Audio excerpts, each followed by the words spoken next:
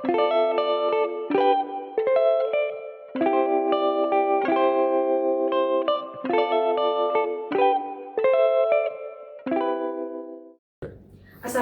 warahmatullahi wabarakatuh. Salam sejahtera untuk kita semua. Perkenalkan, saya Sulma SSI MSI, salah satu dosen dari program studi ilmu aktuaria Fakultas Sains dan Teknologi Universitas Muhammadiyah Bulukumba. Pada kesempatan kali ini saya akan menyampaikan pernyataan diri dosen dalam rangka unjuk kerja Tridharma Perguruan Tinggi. Pada bidang pendidikan dan pengajaran, saya bertanggung jawab untuk mengampu mata kuliah Aktuaria 1, yang mana mata kuliah ini merupakan salah satu mata kuliah wajib dalam program studi ilmu aktuaria, khususnya pada semester 4 dengan beban SKS sebesar 3 SKS. Materi yang saya berikan pada mata kuliah ini mencakup dasar-dasar matematika aktuaria yang tentunya sangat penting sebagai bekal bagi mahasiswa, khususnya bagi mahasiswa yang ingin melanjutkan ke jenjang ujian level ASAI yang merupakan ujian profesi aktuaris sebagai salah satu syarat untuk menjadi anggota dari Persatuan Aktuaris Indonesia. Dan tentunya materi pada mata kuliah ini telah diselaraskan dengan silabus A60 Matematika Aktuaria yang telah ditetapkan oleh Persatuan Aktuaris Indonesia. Sehingga yang diharapkan dari mata kuliah ini adalah dengan adanya mata kuliah ini, program studi ilmu aktuaria Universitas Muhammadiyah Bulukumba siap untuk mencetak profil lulusan yang siap untuk mengikuti ujian profesi aktuaris. Dalam mata kuliah ini saya menerapkan mode pembelajaran luring atau tatap muka dengan menggunakan metode problem based learning dan tentunya dengan tetap memperhatikan prinsip DIA atau Delivery, Interaction, dan Assessment. Adapun penilaian yang saya lakukan pada mata kuliah ini tentunya dengan memperhatikan komponen penilaian seperti tugas proyek, aktivitas partisipatif, tugas, kemudian kuis, ujian tengah semester, dan ujian akhir semester. Dan proses penilaian tidak hanya berfokus kepada hasil akhir, tetapi juga bagaimana proses dan bagaimana tanggung jawab setiap mahasiswa terhadap akademik mereka sendiri. Bismillahirrahmanirrahim. Assalamualaikum warahmatullahi wabarakatuh.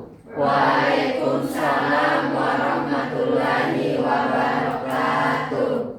Alhamdulillah, puji syukur senantiasa kita panjatkan kehadiran Allah Subhanahu wa taala karena atas berkat rahmat dan karunia-Nya kita semua diberikan kesehatan dan kesempatan untuk kembali bersama-sama bertemu dalam perkuliahan kita pada hari ini, yaitu pada mata kuliah Aktuaria 1. Baiklah, jadi seperti biasa perkuliahan kita yang biasanya, yaitu tentunya setiap melaksanakan perkuliahan saya selalu berharap bahwa kalian semua dalam kondisi yang semangat dan siap untuk hari ini kita akan bersama-sama untuk mencoba menyelami salah satu konsep yang sangat penting dalam aktuaria itu sendiri. Namanya adalah aritas. Oke. Jadi konsep yang akan kita bahas pada pertemuan kali ini namanya adalah aritas.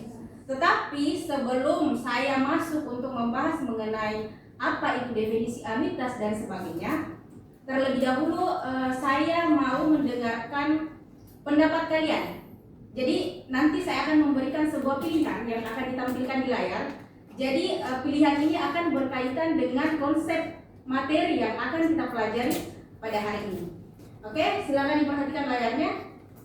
Jadi di layar itu ditampilkan dua pilihan. Kira-kira kalian mau pilih yang mana kalau dihadapkan terhadap pilihan ini? Yang pertama adalah menerima uang 100 juta sekarang, atau yang kedua adalah menerima uang 20 juta per tahun selama 10 tahun. Saya 100 sekarang, Bu. Oke, 100 sekarang. Jadi coba diangkat tangannya yang memilih nomor 1. Angkat tangan yang mau memilih nomor 1. Oke, jadi yang memilih nomor 2 adalah nomor 1. Silakan disampaikan alasannya kenapa memilih nomor 1. Yang pertama bukan kalau misalnya terima uang sekarang bisa dibilang kan totalnya sama Ji, masing-masing 100 juta. Tapi kan uang itu semakin lama nilainya semakin kecil. Nah kalau misal dapat uang 100 juta sekarang kan bisa diinvestasikan ke yang lain yang bisa maksudnya nilainya itu bertambah, tidak semakin berkurang. Kalau semisal diterima setiap selama 10 tahun dan 20 juta per tahunnya, kayak di tahun-tahun yang jauhnya itu Bu ya, kayak di tahun ke-9 di tahun ke-8 9 itu kan nilai uang itu kayak berkurang nih Bu. Oke.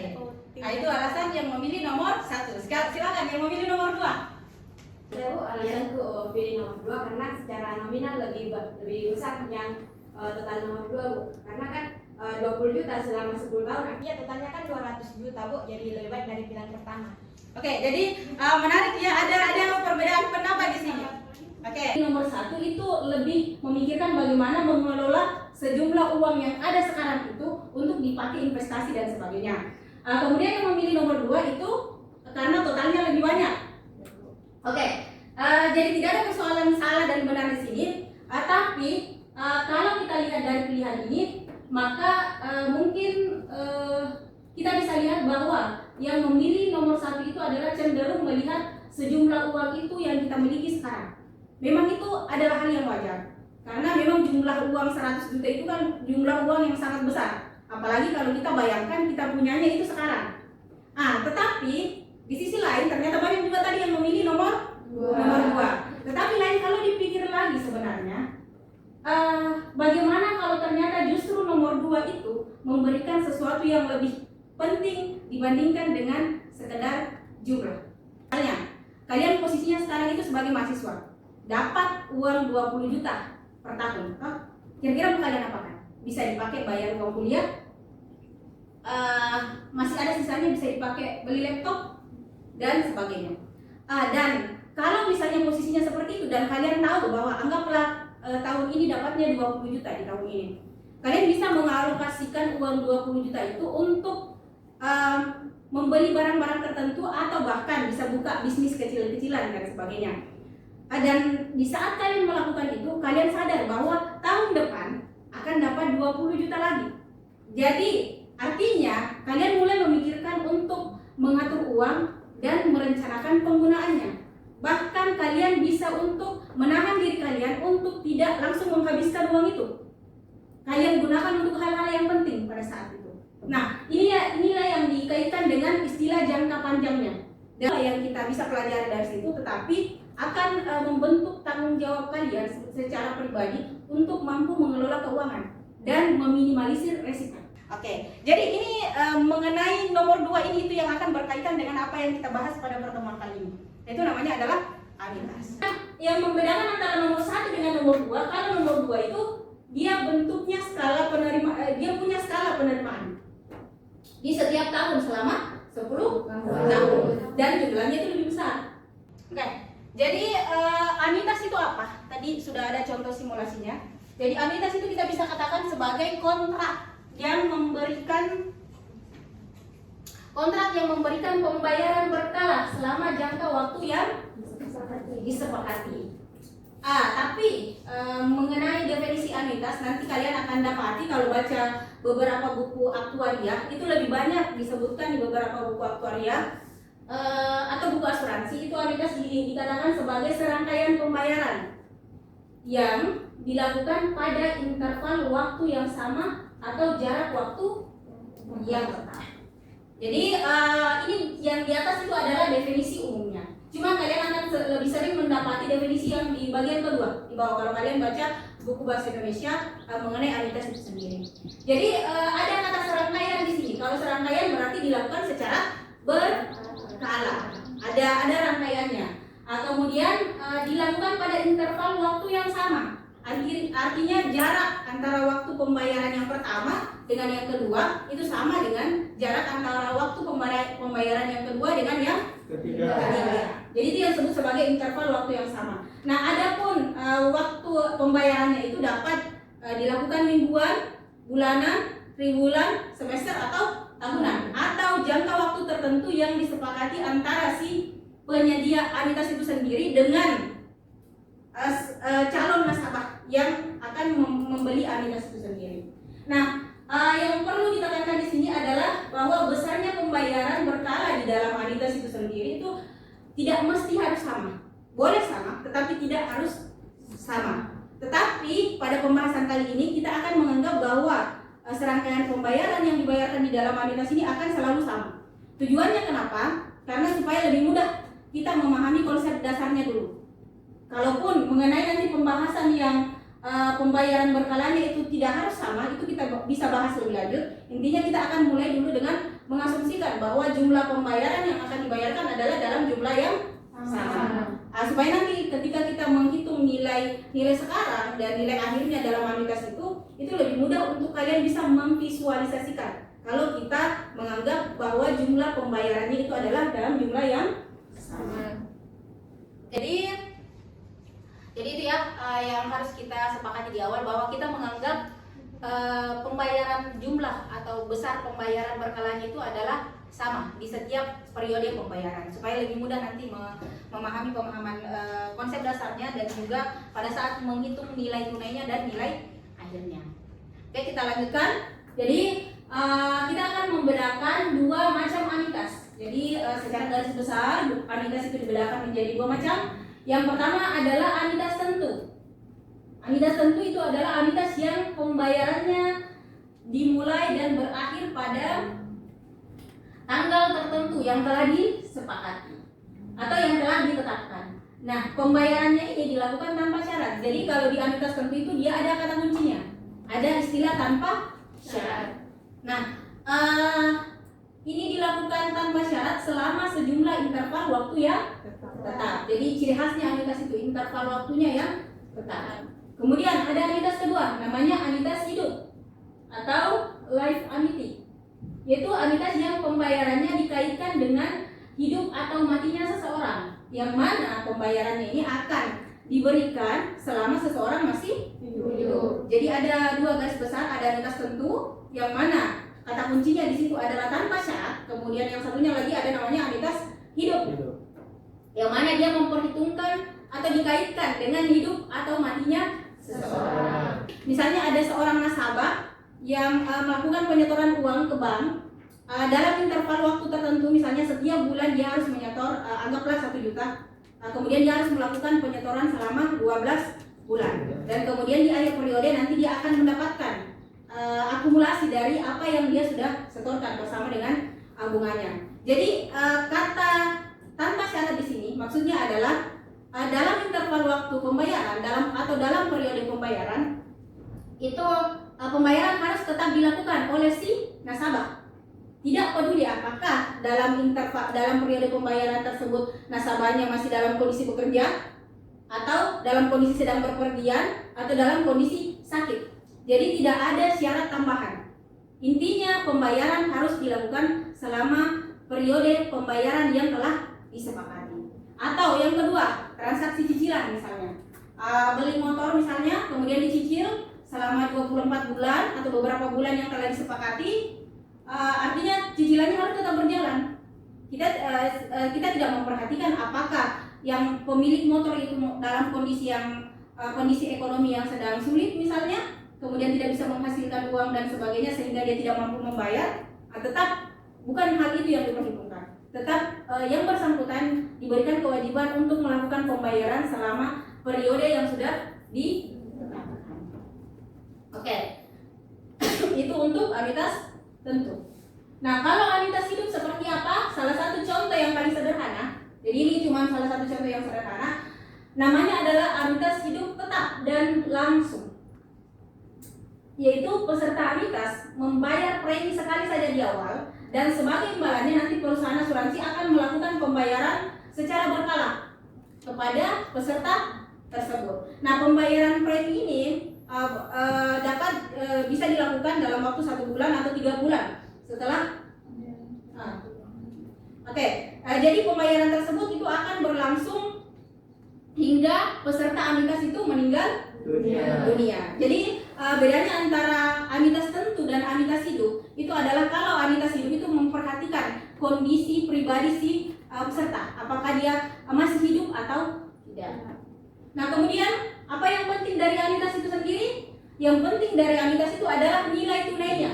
Jadi anuitas itu tadi adalah kontrak pembayaran berkala. Nah, yang penting dari anuitas itu adalah nilai tunainya dan nilai akhirnya. Kenapa nilai tunainya penting? Karena nilai tunai itu bisa membantu kita untuk mengetahui nilai sekarang dari sejumlah uang atau sejumlah pembayaran yang akan kita terima di masa depan. Jadi dengan kita mengetahui berapa nilai sekarangnya, kita mampu untuk membuat keputusan di waktu yang sekarang dengan tepat karena kita tahu berapa nilai sekarangnya. Selain itu, yang penting juga satunya adalah jumlah akhirnya, karena jumlah akhirnya ini kita bisa mengetahui berapa akumulasi di masa depan kalau kita melakukan pembayaran secara berkala atau kita menerima pembayaran secara berkala. Maka dengan mengetahui akumulasi di masa depan, maka kita bisa melihat bagaimana rencana penggunaan uang dalam waktu jangka yang panjang. Nah, yang sangat penting di dalam perkara anuitas itu adalah bunga. Maka nilai tunai dan nilai akhir nanti dari anuitas itu akan dipengaruhi oleh tingkat bunga yang digunakan. Nah, pernah dengar istilah bunga sebelumnya? Oke. Apa yang kalian tahu tentang bunga?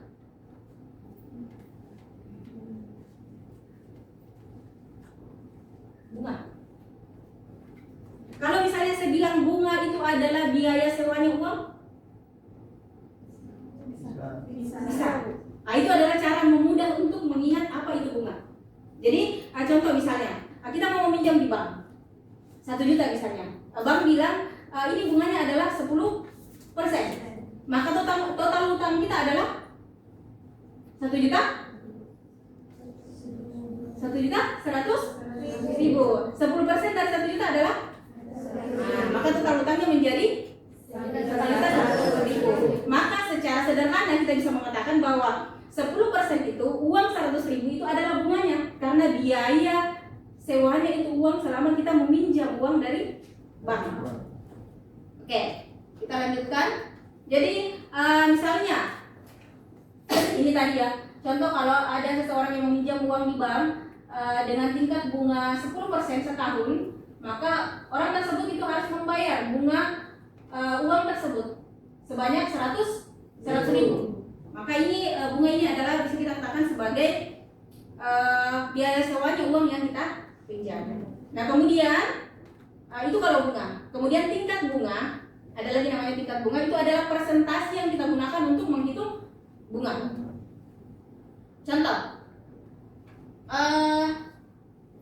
tadi kalau kita lihat contoh yang ini, anggaplah ini adalah pokok pinjaman. Pokok pinjaman adalah 1 juta.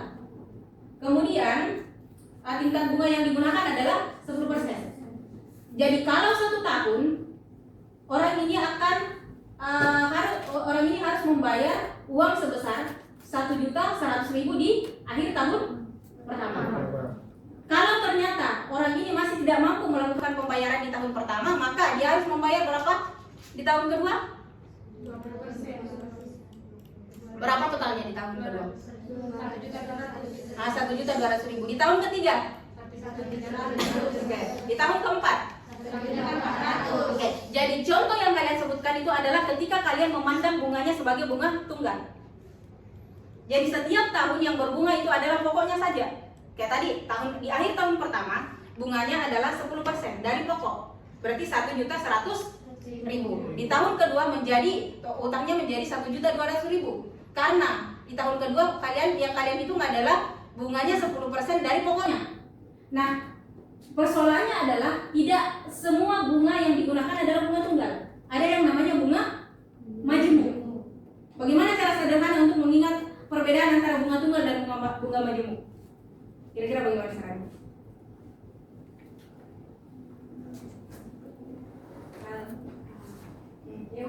Kalau saya untuk cara sederhananya, cara aku mengingat kalau bunga sederhana itu yang berbunga cuma pokok, tapi kalau bunga majemuk bunganya yang sebelumnya itu juga berbunga. Oke. Intinya kalau bunga majemuk itu bunganya yang berbunga-bunga. Kita bisa katakan. Nah, sebagai contoh, misalnya ini tadi persoalan yang kita bahas. Kalau kita kaitkan dengan bunga tunggal, jadi anggaplah P ini adalah variabel yang menyatakan pokok dari pinjaman yang kita lakukan. Kemudian I itu adalah tingkat bunga setahun yang digunakan, yang diterapkan. Kemudian P indeks N itu adalah jumlah bunga dan pokok pada akhir tahun ke N. Jadi kalau kita lihat akumulasi di tahun pertama, saat kita membayangkan bahwa yang berbunga itu hanyalah pokok saja, maka di akhir tahun pertama besarnya bunga itu adalah I dikali P. I itu adalah tingkat bunganya, persentase untuk menghitung bunganya. Jadi kalau misalnya di bank bilang bunganya adalah 5%, berarti 5/100 dikali pokoknya. Maka didapatlah nanti besaran bunganya dari sini dalam satuan rupiah. Nah, berarti dengan bunga itu besarnya bunga dan pokok itu akan menjadi di akhir tahun pertama akan menjadi P ditambah IP. Pokok ditambah dengan presentasi dikali presentasi tingkat bunganya dikali dengan pokoknya itu sendiri. Berarti di tahun kedua akan menjadi 2 IP. Karena yang berbunga cuma pokoknya. Maka di tahun ke N kita bisa katakan bahwa besarnya bunga dan pokok di akhir tahun ke N atau yang dinotasikan dengan P indeks N itu tidak lain adalah P ditambah N kali IP. Maka kita bisa generalisasikan persamaannya bentuknya seperti ini. P dikali 1 ditambah N I. Ini kalau yang kita bicarakan adalah bunga tunggal. Nah, kemudian bagaimana kalau yang kita gunakan adalah bunga majemuk? Bunga majemuk itu adalah di akhir tahun pertama, bunganya itu akan menjadi P ditambah IP. Bunga dan pokok akan menjadi P ditambah IP. Jadi di akhir tahun pertama, bunga beserta pokoknya itu akan menjadi P ditambah IP. Itu di akhir tahun pertama. Maka P1 menyatakan jumlahnya bunga beserta pokok di akhir tahun pertama itu adalah ini. P ditambah IP.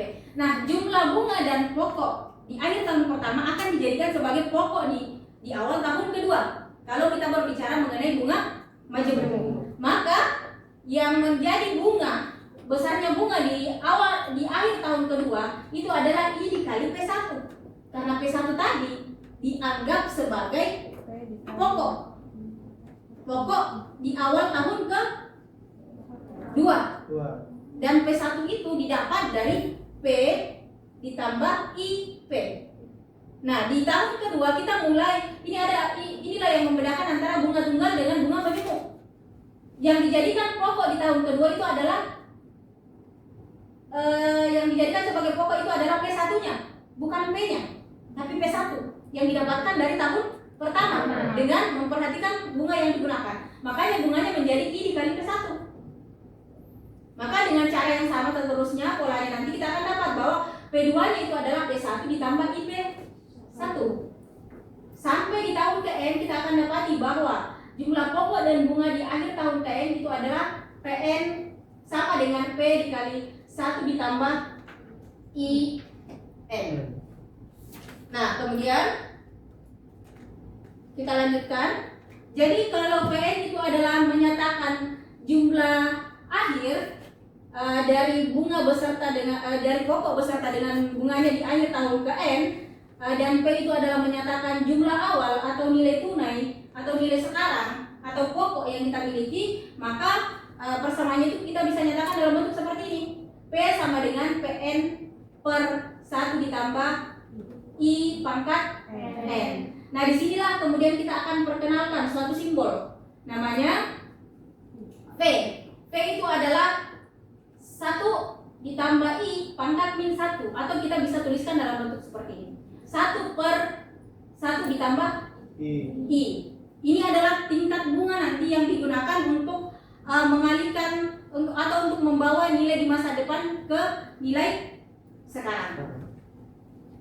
Oke, kita lanjutkan. Sebagai contoh misalnya, kalau kita mau menghitung nilai bunga untuk suatu jumlah uang sebesar Rp1.000 yang akan dibungakan selama 3 tahun misalnya dengan tingkat suku bunga 7% setahun, maka kita bisa menghitung dengan 2 konsep. Kalau kita pakai bunga tunggal, maka hasil yang didapatkan di akhir tahun ketiga bunga beserta pokoknya adalah 1.210. Kalau yang digunakan adalah bunga majemuk, itu adalah 1.225. Jadi ini menunjukkan bahwa nilai bunga majemuk itu lebih tinggi dibandingkan dengan bunga tunggal. Oke, kita lanjut. Misalnya ada seorang ayah yang mempunyai seorang anak yang berumur 8 tahun. Kemudian ayah tersebut ingin mendepositokan uangnya di bank dan akan memberikannya pada anak sebagai biaya di perguruan tinggi ketika anak tersebut berusia 18 tahun. Berarti jangka waktunya di sini adalah 10 tahun. Oke. Bila bank itu memberikan bunga majemuk 12% setahun, dan si ayah ingin menyerahkan pembayaran itu 10 tahun kemudian sebesar 1 juta pada anaknya, maka pada saat 10 tahun kemudian berapakah yang harus dia depositokan sekarang supaya nanti anaknya bisa dapat 1 juta di 10 tahun kemudian. Maka bentuknya seperti ini. Kita bisa pakai konsep yang tadi. P itu adalah pokok, kemudian atau nilai sekarangnya itu sama dengan P indeks N dikali 1 ditambah I pangkat min N.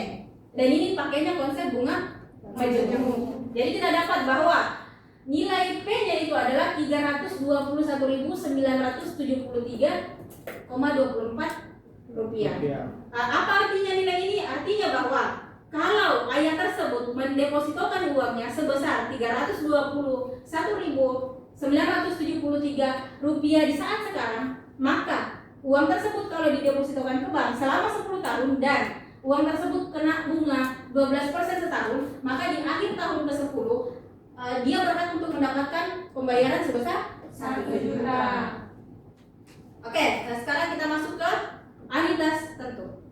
Jadi di anuitas itu tadi kita sudah bahas ada anuitas tentu dan ada anuitas hidup. Ada anuitas hidup. Nah, secara ringkas kita bisa menyatakan bahwa anuitas tentu itu pola pembayarannya bentuknya seperti ini. Jadi kalau kita punya anuitas atau serangkaian pembayaran, maka pembayaran itu dapat kita lakukan kalau kita buat garis waktunya. Ini anggaplah ada rangkaian pembayaran dalam jangka waktu N tahun. Berarti kalau bentuknya anuitas seperti ini, maka kita bisa melihat bahwa pembayaran pertama itu dilakukan di akhir tahun pertama. Karena awal 0 tahun ini menunjukkan bahwa itu adalah waktu di mana anuitas itu baru, anggaplah anuitas itu baru disepakati. Jadi 1 tahun kemudian baru kemudian dia dilakukan pembayaran di situ.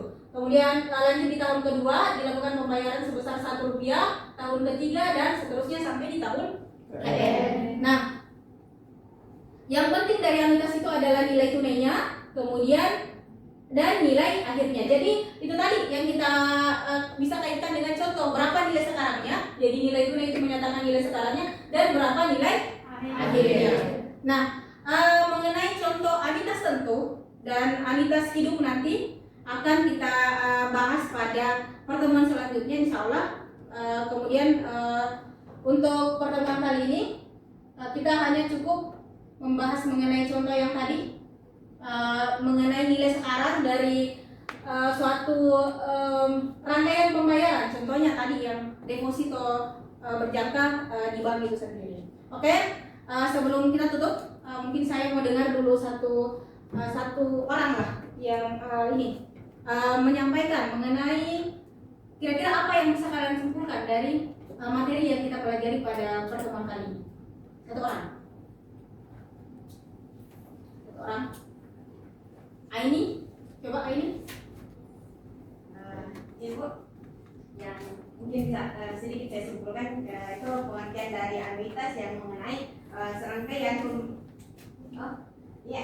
anuitas mengenai anuitas sendiri itu ternyata adalah serangkaian pembayaran yang dilakukan dalam interval waktu yang sama atau jarak pembayaran waktu yang sama dengan pembayaran jumlah pembayarannya sendiri ternyata tidak harus sama.